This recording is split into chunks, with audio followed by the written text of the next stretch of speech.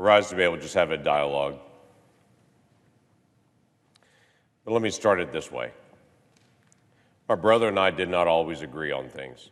I know that may be shocking that two brothers did not get along on everything, and maybe in your house you got along on everything, but my brother and I, growing up, did not agree on everything.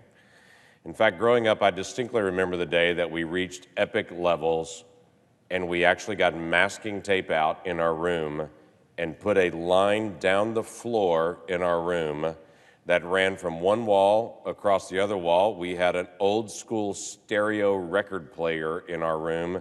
The line ran up the record player so that he had on one side the tuning knob and I had on the other side the volume knob. And so that we would have to reach some sort of detente to listen to anything. If he tuned it to a station I didn't like, I could turn the volume all the way down and we would have to be able to work things out. The line even went through our closet with his clothes, my clothes on it, and we had a clear line of separation that you could not cross that line. And the rules were very clear in our room. And for whatever reason, our mom put up with it for quite a while as we had our don't cross the line into my side kind of moment. It's interesting, today in the Senate was in some ways kind of a line drawing moment to not draw a line, but to try to figure out where are our lines? Where are our boundaries on an issue that Americans talk about all the time in many ways, but I always get nervous in that dialogue. And it's the issue about when is a child a child? We have this weird dialogue as a nation because we have a great passion for children. We spend a tremendous amount of money personally as our families and in our communities and in nonprofits and federal taxpayer dollars to be able to walk alongside children, to do everything we can to be able to protect the lives of those children. We have some in this body that have proposed federal taxpayer dollars for children in their very first days of life to have child care that's available for them. But literally 3 days before that, they've also proposed federal tax dollars for abortion to be able to take that life. And it just begs the question, where is your line on life? What is that moment? Now, for me, I go with the science. It's conception. It's a dividing cell that has DNA that's different than the mom and that's different than the dad. That dividing cell is a uniquely different person. Every science textbook, every medical textbook that you look at would identify that DNA is different than any other DNA in the world. That's a different person. And as those cells grow and divide, and as that child grows and divides, whether they are 50 years old or whether they're only days old, still in the womb, the DNA is the same. All the building blocks are in that child from their earliest days. Others will look at it and will ask the question, like the Supreme Court did in 1973, when they ruled on Roe v. Wade, they ruled on the issue of viability. That's when the Supreme Court said in 1973 that states can engage and try to make some laws dealing with abortion is based around this issue of viability.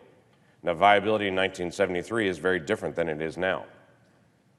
We have many children that are born at 21, 22, 23, 24 weeks gestation that are prematurely delivered, spend months in a NICU facility, and thrive as adults. That viability question is different now than it was in 1973, but we also know more about the science now than we knew at that time as well. We know that a child, some would say, in the science side of it, as early as 12 weeks old of development, still in the womb, can feel and experience pain. Certainly by 20 weeks, 21, 22 weeks, they have a developed brain, they have a developed nervous system. The system of experiencing pain is all in place. That child, if anything happens to that child, will experience the pain and the effects of that. New York Times had a really interesting article in October of 2017 talking about a young man, Charlie Royer, that when he was just 24 weeks development in the womb, the parents made a very difficult decision to be able to have a surgery in utero. It's spina bifida. Child would be paralyzed. And the New York Times writes about how they did the surgery, this very intricate surgery that actually happened at Texas Children's Hospital and Baylor College of Medicine. Basically delivering the child, doing surgery on that child, reinserting the uterus and the child back into the mom, into the womb, and then stayed all the way through until full gestation and was delivered. Charlie's apparently doing very, very well. It was a remarkable surgery, but during that surgery, they made sure that they helped that child and gave him additional medications to be able to protect him from pain, because they were doing surgery on someone that felt the effects of the surgery at 24 weeks. Today we had a vote in the Senate to be able to ask senators, if you don't agree with me on this, that the line should be conception, to consider that child a child at conception, would you consider that child a child at when they can experience pain? They have a beating heart, they have a functioning nervous system, they have 10 fingers, 10 toes. This is not a tissue we're talking about. This is what a child looks like in the womb at 20 to 22 weeks. That's a child. So the question is your line, when that child has a beating heart, has a functioning nervous system, can experience pain, is that your line? We had that vote today, and unfortunately, this Senate body said no. The line is not at conception, and the line is not even when they look like this and can experience pain. That bill was voted down. There are only 4 countries in the world that allow abortion on demand at any time. 4 countries left in the world that still abort children that look like this, that experience pain, that are in late term. It is the United States, North Korea, China, and Vietnam. That is all that is left in the world that looks at this and says that's just tissue, that's not really a baby. This Senate voted again today to affirm that same club that we're in with China, North Korea, and Vietnam. That's not a club I want our nation to be in. They're some of the worst human rights violators in the world, and they don't recognize the value and the dignity of life. We do. Or at least I thought we did.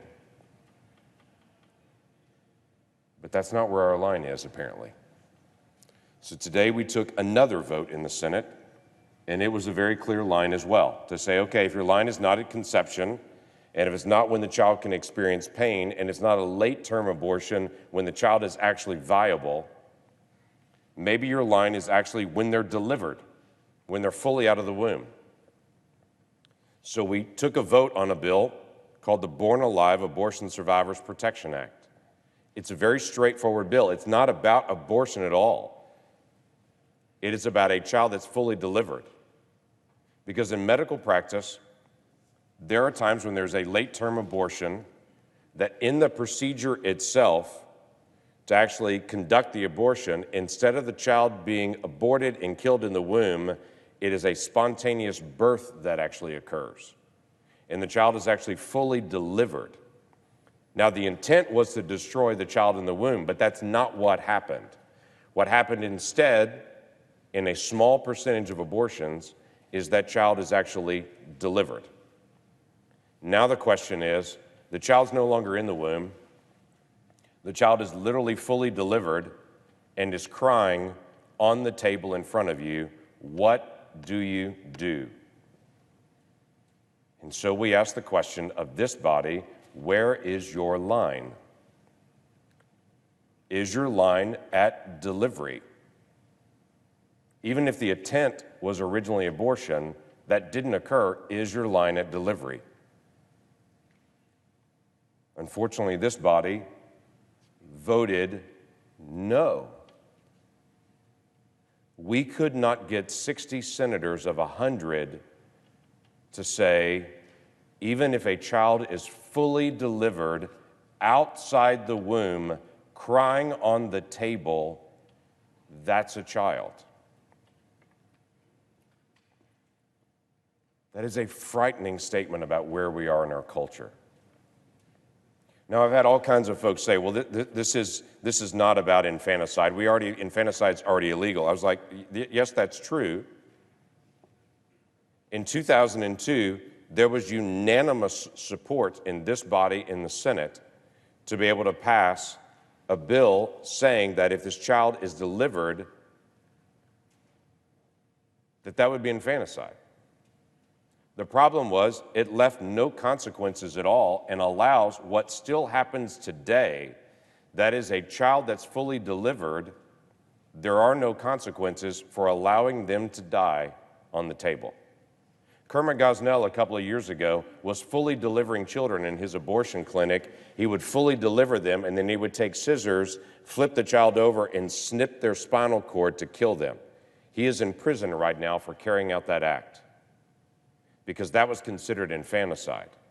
But what is still legal is allowing the child to just lay there on the table until they slowly die. Jill Stanek is a nurse that has practiced for years in Illinois. She gave testimony in a hearing not long ago and has testified multiple times about what's going on in some of these abortion facilities and what happens when a child is fully delivered and they're still alive. In her experience, what she has watched before, she's noticed that children will live outside the womb. These are viable children laying on the table, or in her particular hospital, they literally took the child to a linen closet and closed the door and left them there. They would live somewhere between an hour, some children as long as 8 hours, just waiting to die. Ladies and gentlemen, in ancient times, that was called exposure, when you would take a child and set them outside to die without medical care. Our vote today was, if a child is fully delivered, should they get medical care, or should we just allow medical facilities to just back off and allow them to slowly die? And today, this Senate could not get 60 votes to say we should at least give medical care to that child instead of allowing them to slowly die on the table on their own.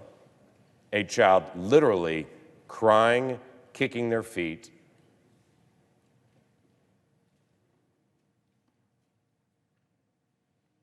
but ignored. I would hope we're better than that as a country. But apparently the line has still not been discovered for the value of a child. I am one that believes that a child has great value. A child has great worth. Whether that child is a kindergartner or whether that child is in the womb, that child has value. And as a culture, we should stand for the value of every child. I'm amazed, absolutely amazed, when I think about 100 years ago, my wife, my mom, and my daughters could not vote. I just can't even process that 100 years ago, my wife, my mom, my daughters were not allowed to vote in America. And I think, what were we thinking as Americans that we did that? I'm amazed there was a time in America not that long ago that if you were Japanese descent, they rounded you up and put you in camps and held you as an American citizen just because you were of Japanese descent. I can't even process that we did that as Americans. I cannot believe there was a time in America that we looked at African Americans and said, that's 3/5 of a man. I cannot even process that was in our law that we declared some human beings 3/5 of a person. I am so grateful that we no longer round people up because they're Japanese descent, that we allow women to be able to vote, that we consider all people equal. I'm so grateful that that time is past, and I long for the day that I believe is coming, that we as a nation will look back and say, what were we thinking? That we allowed children to live or die based on our convenience. And if a child was inconvenient, we just killed them. Or we set them on the table and allowed them to slowly die from exposure because they were inconvenient in the moment. There will be a day we will look back on this season in American history and we will say, what were we thinking? That we considered some children more valuable than others. That we considered some lives worth living and some to just be thrown away.